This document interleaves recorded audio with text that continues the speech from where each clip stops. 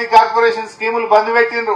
అన్ని బంద్ పెట్టి దాని పేరు మార్చి రాజీవ్ యువశక్తి అన్నారు. ఏంది? కాంగ్రెస్ వాళ్ళని మేపనికి, వాళ్ళ నాయకులకు వాళ్ళ కార్యకర్తలకు ఇవ్వడానికి పెట్టినటువంటి పథకం పెట్టిండ్రు. కేసీఆర్ ఉండగా ఇక్కడ సేపు ఛాయ్ తాగే లోపల డబ్బులు వచ్చినాయి, జనం జమ అయినరు, బ్రహ్మాండంగా ర్యాలీ అయింది, స్పీచ్ కొట్టిపోతే సుధాకర్ రెడ్డి బంపర్ మేయర్తో గెలిచింది. అంటే అంత మంచి గ్రామం. ఇక్కడ ఒక సార్ ఉంటాడు, బాలరెడ్డి సారే కదా ఉన్నాడా? ఆయన ఎంత గొప్పోడంటే ఈ ఊరు నిజంగా గొప్పది. ఎందుకంటే ఆనాటి నుంచి నేటి వరకు ఆ బాలరెడ్డి సార్ కూడా 2004లో రిటైర్ అయింది. 20 ఏళ్ల కింద రిటైర్ అయినా జీతం తీసుకోకుండా ప్రతిరోజు స్కూలుకు వెళ్లి పిల్లలకు చదువు చెప్పిన గొప్ప ఉపాధ్యాయుడు మా బాలరెడ్డి సార్. ఇవాళ ఆ బాలరెడ్డి సార్ కూడా మరి మీరందరూ ఒప్పుకుంటే నేను ఒక శాలువా కప్పి సన్మానం చేద్దాం అనుకుంటున్నా బాలరెడ్డి సార్. ఇంత గొప్ప వాళ్ళు ఉన్నారా? కూర్చో సార్, నువ్వు కూర్చో. ఈ కాలంలో ఇంత మంచి వాళ్ళు ఉన్నారా? నాకేమొస్తుంది, నాకేమిస్తాం అనే కాలం. శాత కాకపోయినా రిటైర్ అయ్యి 20 ఏళ్ళైనా ప్రతి సంవత్సరం ప్రతిరోజు కూడా స్కూలుకు వెళ్లి బాలరెడ్డి సారు చాలా చక్కగా మరి వారు చదువు చెప్తూ ఇవాళ ఎంతో మందికి ఆదర్శంగా నిలిచింది. మొన్నెప్పుడో రేవంత్ రెడ్డి మాట్లాడుకుంటూ ఒక మాట అన్నాడు. ఏమన్నాడంటే, గవర్నమెంట్ స్కూల్ టీచర్లు చదివే చెప్పరు, మీకంటే ఎక్కువ చదువుకోకుండా ప్రైవేట్ వాళ్ళు బాగా చెప్తారు అని గవర్నమెంట్ టీచర్లను కించపరిచేటట్టు రేవంత్ రెడ్డి మాట్లాడిండు. కానీ బాలరెడ్డి సార్ లాంటి గొప్ప సార్లు కూడా ఉన్నారు. రిటైర్ అయినా జీతం లేకపోయినా 20 ఏళ్ల నుంచి స్కూలుకు వెళ్లి ప్రతిరోజు ఆ పిల్లలకు చక్కటి చదువు చెప్పి లెక్కలు చెప్పి ఈ పిల్లలకు మంచి ఆదర్శంగా నిలబడ్డ బాలరెడ్డి సార్ కూడా ఉన్నాడు. అట్లాంటి సార్ మన గ్రామంలో ఉండడం కూడా నాకెంతో సంతోషం కలిగింది. అదేవిధంగా మొట్టమొదలు 2001లో వడ్ల బ్రహ్మయ్య ఉన్నాడా? చనిపోయింది పాపం. ఫస్ట్ గులాబీ జెండా ఎగిరినాడు ఈ ఊర్లో వడ్ల బ్రహ్మయ్య. గులాబీ జెండా ఎగిరేసి మొట్టమొదలు జెండా కట్టినాడు వడ్ల బ్రహ్మయ్య.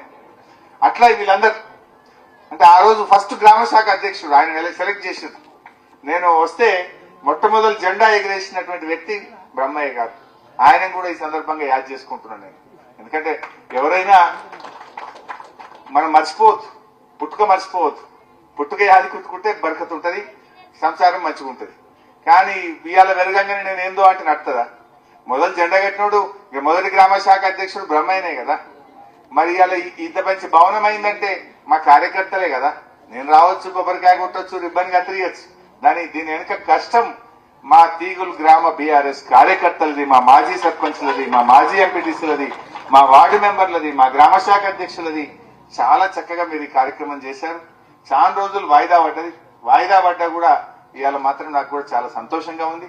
ఇంకేదైనా దీంట్లో ఫర్నిచర్ కానీ ఏదైనా అవసరం ఉంటే నేను తప్పకుండా మీకు ఏం కావాలో చెప్పండి. గ్రానైట్ కావాలంటుండే మా ప్రతాప్ అన్న, గ్రానైట్ పంపిస్తా.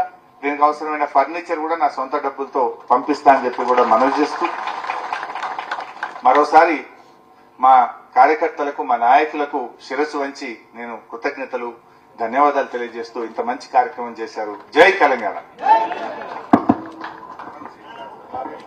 మన గౌరవనీయులు, నిస్వార్థపరుడు, ప్రజా సేవకుడు బాలరెడ్డి అన్నగారికి గౌరవనీయులు పెద్దలు తన్నీరు హరీష్ అన్న గారు మనస్ఫూర్తిగా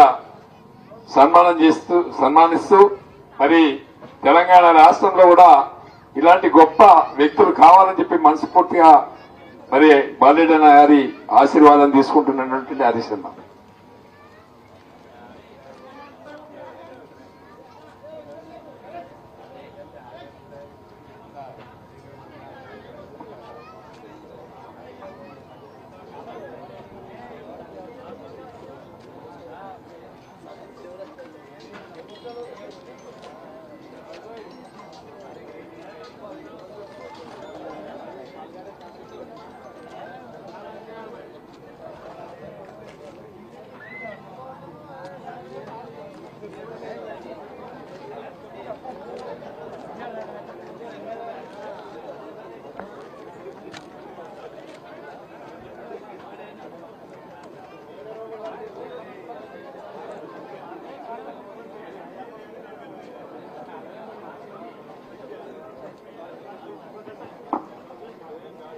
తిగులు గ్రామ కుర్మ సంఘం ఆధ్వర్యంలో హరీష్ అన్న గారికి గొర్రెపిల్ల గోంగడి బహుమతి ఇవ్వడం జరుగుతా ఉన్నది.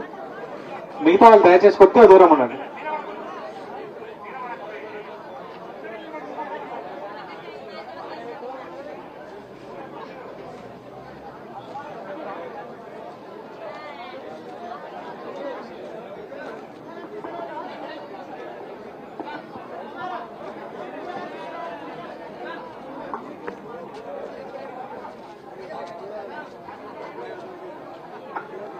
మరి మహిళలకు అవకాశం ఇవ్వగలరు?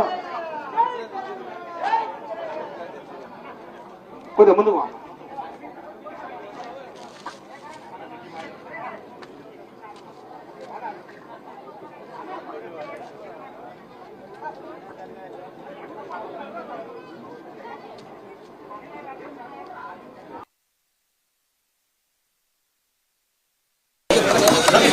జరిగే